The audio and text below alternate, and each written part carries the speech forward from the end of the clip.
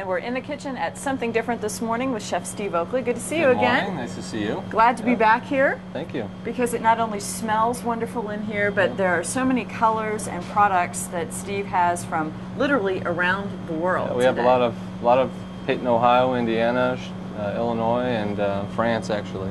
And a variety of sea salts to start with. So today we're going to learn a little lesson about flavoring and ingredients, and it's all going to culminate in a beautiful seasonal tomato dish. Tomato dish, the celebration of tomato we call it. Tell us First about of all, these. Look at these salts. These are all salt. This is a Hawaiian salt that has a clay-colored granule.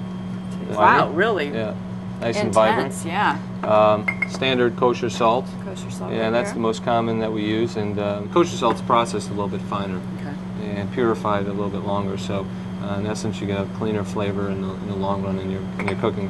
This is an English sea salt by Muldoon's, and these are it's a little really bit flakier, big real crystals, thin, yeah. but a really nice briny flavor. Used at the end of dishes, kind of just a little sprinkling over tomatoes are very good. Okay. Then a Japanese salt, which is tends to be a little bit wetter than most of the other ones, and has actually a sweeter flavor, and a little bit along the texture of kosher salt. Then in his beautiful copper pans, we have an assortment of wonderful things. These onions, I've been smelling these for the past 10 minutes. They've been shaved real thin, and then we soak them in ice water for about an hour, and it pulls out the heat of the onion, crisp them up. It gives them a little bit more texture.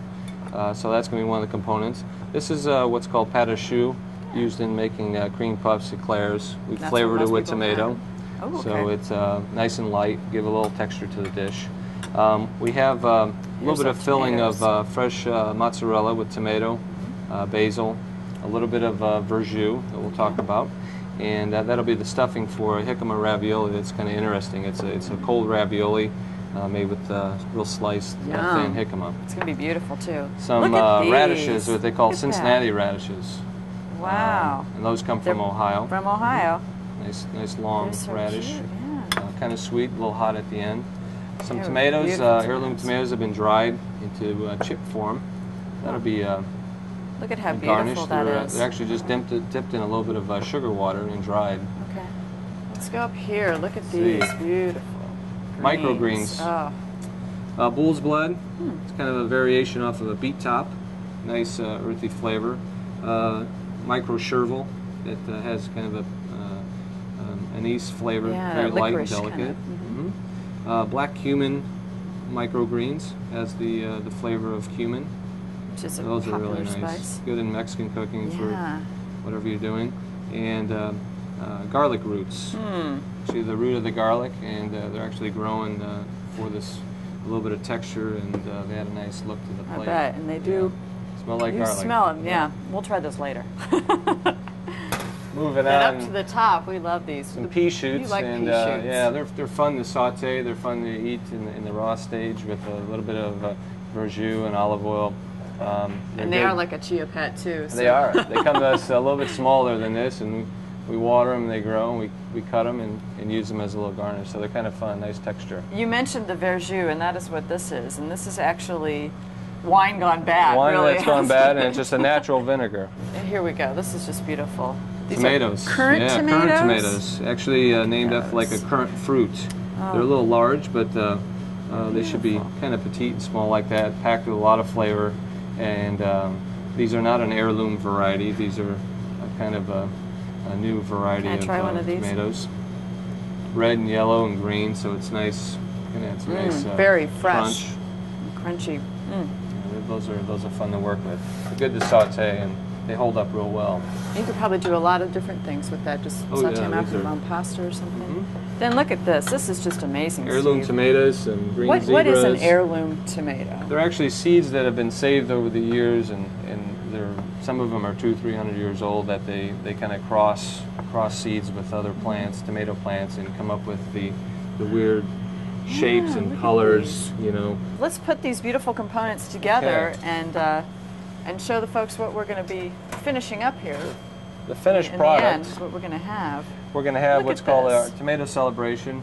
That we have a vine ripe tomato, Indiana tomato, that's stuffed with a a Dungeness crab salad. Oh, wow. And the crab salad's mixed with an artichoke aioli.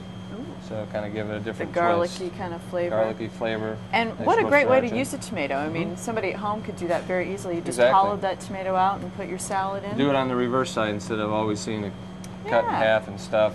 That's and you a good just idea. basically place an X on it, score the top, the blossom in, and then blanch them in some salting water for about 30 seconds. The skin will come right off. And then we have the little tomato tower Little here. Tomato tower. These are all the heirlooms that have been marinated with a little bit of verjus, a little bit of garlic, and a little bit of the sea salt.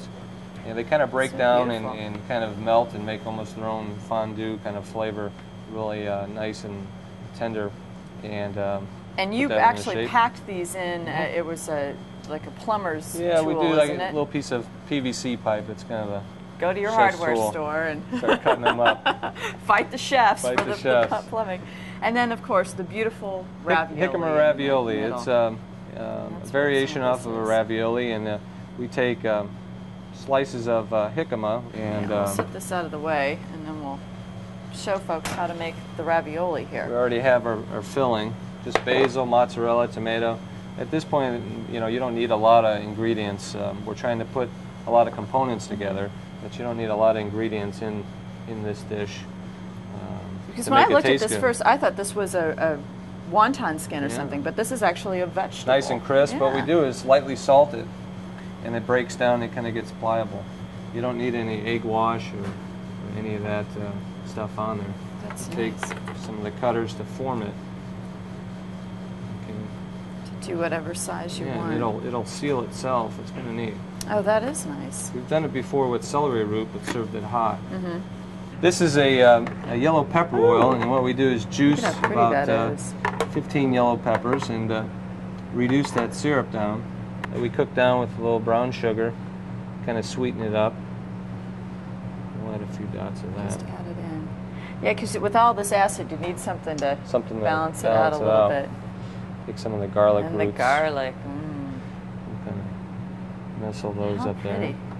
Now, on the menu, is this a starter, or is this a This is an vegetarian appetizer, dish, or? Wow. a vegetarian appetizer that we always have something with tomatoes Yeah. at this time of year.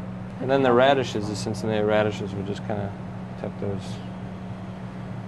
in here. So they don't feel left out. That's right. And look at that.